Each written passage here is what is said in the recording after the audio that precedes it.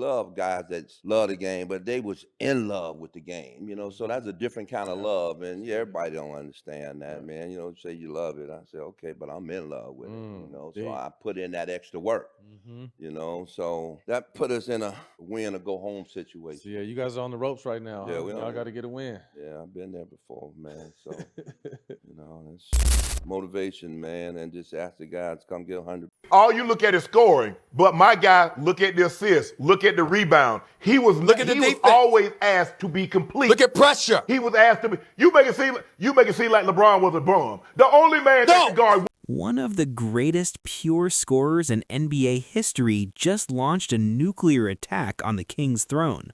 Hall of Famer George the Iceman Gervin, known for his cool demeanor, dropped the mic and set the basketball world on fire during a live television interview. In a stunning, no-holds-barred rant, Gervin declared LeBron James's entire legacy is fake, built on manufactured super teams, weak competition, and empty stats. This is the unfiltered, explosive takedown that's dividing generations and forcing every fan to pick a side. But I think he has pieces of you in his game, I would say. And pieces of, I think there's a little T-Mac in there. Like, there's different guys. But I would say there's the most of your DNA in his game. He's definitely my favorite. And he's also, like you, one of those guys that you're watching and you don't realize he has 35 points. Right. You're like, Durant has 35? Man, he could just shoot. He just said George Gervin is the top 3 scorer of all time. And talking about far as he has the most points, but scoring, scoring is only Jordan, Durant, and Gervin. You're saying those are the only. The setting was a relaxed, nostalgic segment on a popular sports talk show meant to celebrate the history of the game. The host, expecting stories about the ABA and the famed finger roll, asked George Gervin a seemingly innocuous question. What's your take on the modern game's emphasis on all-around stats and legacy building? Gervin, who had been calm and smiling, leaned forward. The Iceman's famous cool evaporated. Legacy? Let's talk about real legacy, he began, his voice low but sharp. Real legacy ain't built on shopping for teams with your friends. It ain't built on running from the grind to go find another superstar to carry you. What I see today is a manufactured product, a brilliant, amazing product, but manufactured. The host, sensing the turn, tried to interject about LeBron's championships in 3 cities. Gervin cut him off. 3 cities because it took 3 different super teams to get it done. You put me, Dr. J, Moses Malone, and Larry Bird on a team in our prime, you think we wouldn't win 8 rings? Of course we would, but that wasn't the game. The game was loyalty. The game was beating the man in front of you, not flying across the country to join him. He then delivered the line that would detonate across social media. LeBron James is the greatest basketball business executive of all time. He's a phenomenal athlete, but a legacy built on executive decisions? That's a fake legacy. A real legacy is forged in one place, against the best, with no escape plan. He's the blueprint for a new way to win, but don't call it the same thing we did. It's not. With that, Gervin sat back, having just dismissed 4 championships, 20 All-Star selections, and the all-time scoring record as a product of savvy business rather than pure, unadulterated basketball greatness. The Iceman hadn't just criticized LeBron, he had fundamentally challenged the validity of the modern superstar's entire career path. The attack is personal, historical, and absolutely brutal. But Gervin isn't just spouting hot air, he's giving voice to a simmering resentment held by an entire generation of legends. To see who rallies to his cause, you need to subscribe. With the Lakers. That's a special thing, right? There's a difference there. It really is. A lot of my friends who've played for other teams, sometimes they'll cheer for this team, they'll cheer for this team. They'll be loyal to 2 different teams. I've only been loyal to one team, and it's the only team that I know.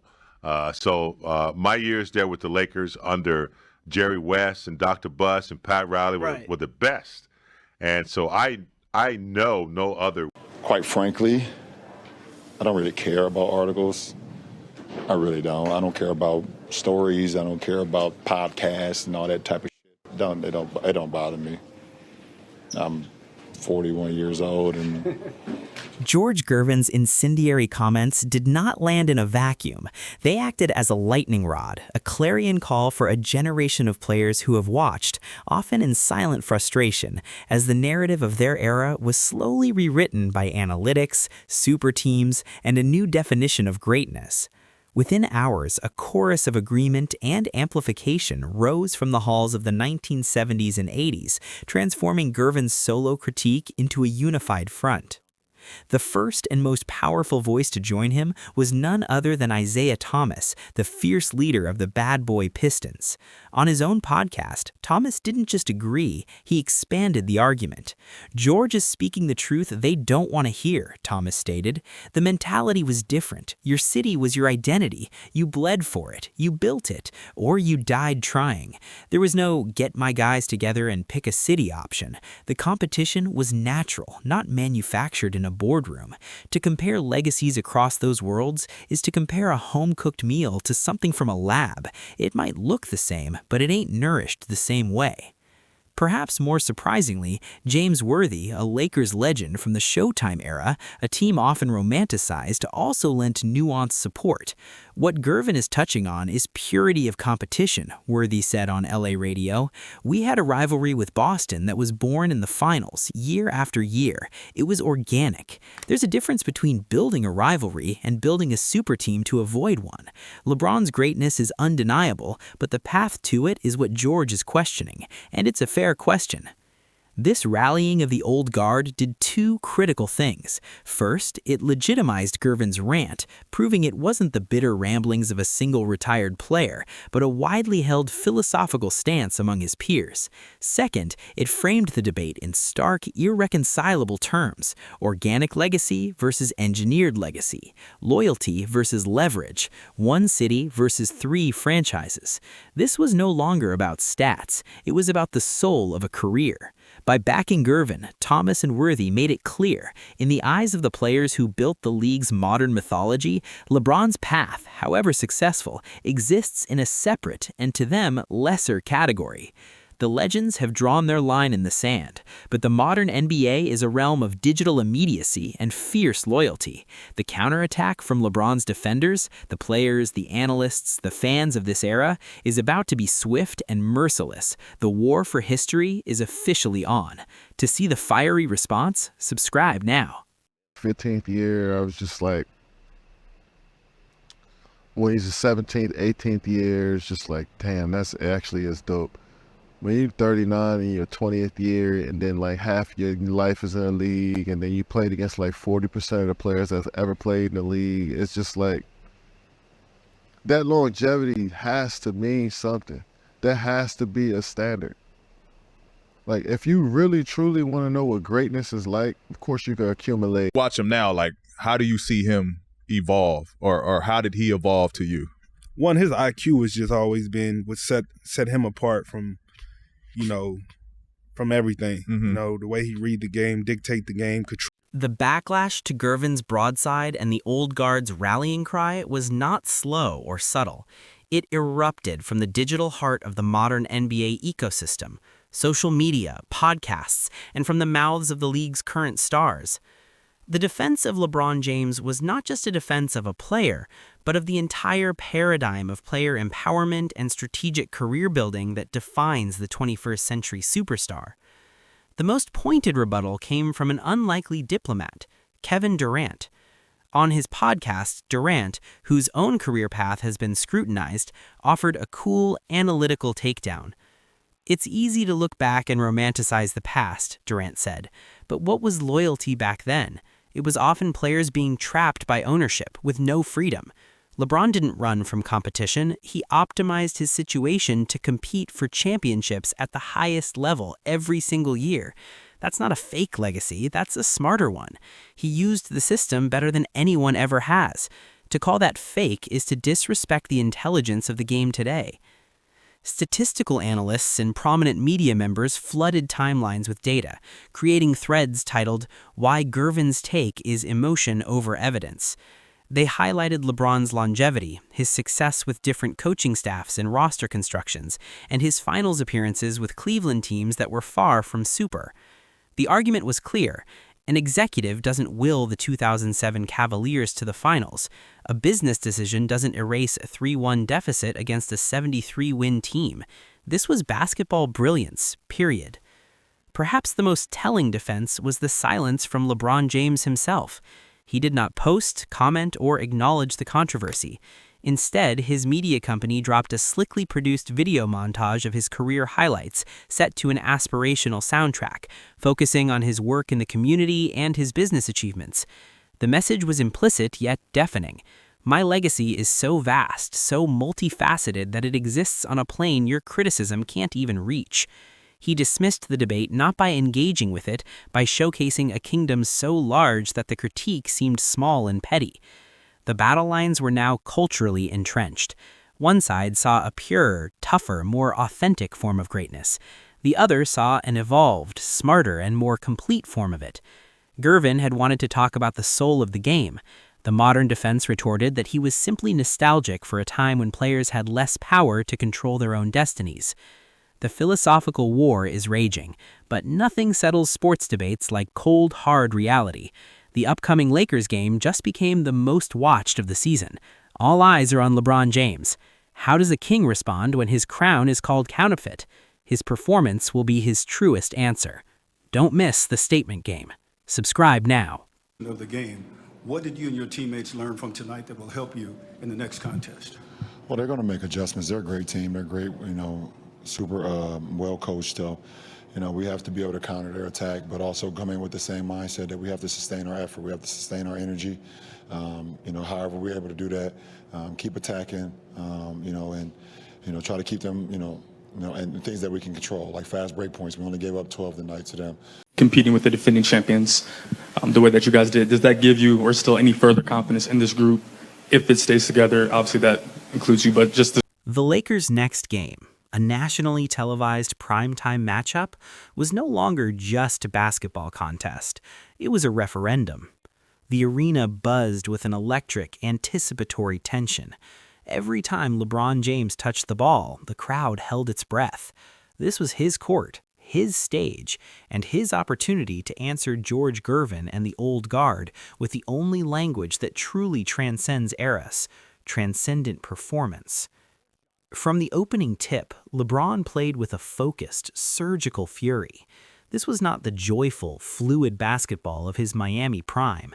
This was a cold, calculated dismantling. He attacked the rim with a violent purpose, drawing fouls and finishing through heavy contact. He hunted mismatches in the post, backing down defenders with sheer strength before spinning into graceful, feathery jump hooks. He orchestrated the offense with a commander's precision, finding cutters with no-look passes that seemed to warp time. But the masterpiece was in the fourth quarter. With the game tight, LeBron took over in a manner that felt like a direct rebuttal to the manufactured critique. He scored 15 consecutive points for the Lakers. He hit a fadeaway three-pointer with a hand in his face. He Euro-stepped through two defenders for a left-handed layup. He drew a double team and fired a cross-court bullet to an open shooter in the corner for three. He was, for those decisive minutes, the entire system, scorer, playmaker, and engine, all in one. The Lakers won decisively. In his post-game interview, drenched in sweat, he was asked about the outside noise and legacy talk. LeBron offered a thin, knowing smile. "I don't get involved in that," he said calmly. "My job is to be great for my teammates, to try to play the right way, and to leave everything on the floor for this city.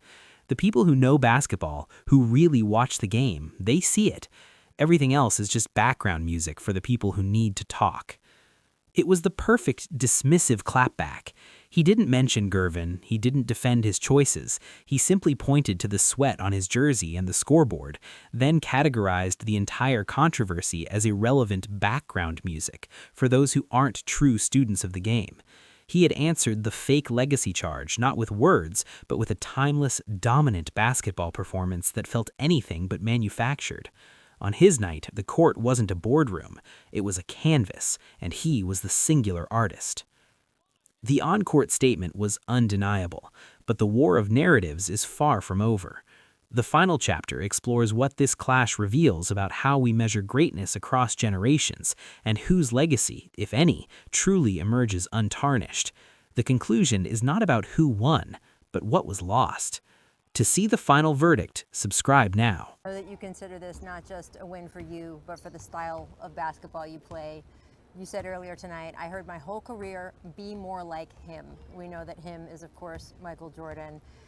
This title is going to reignite all those debates. Do you see yourself at the center of that discussion, or do you think with the way you have won these titles, you have gone off on your own separate trajectory? That's not for me to question or wonder or debate. I think that's what, You got, I mean, how many times, listen, like I told you before, we could joke around and disagree about the GOAT conversation between MJ and LeBron James. LeBron James is one of the greatest top 2-3 players in the history of this damn game. He is that sensational.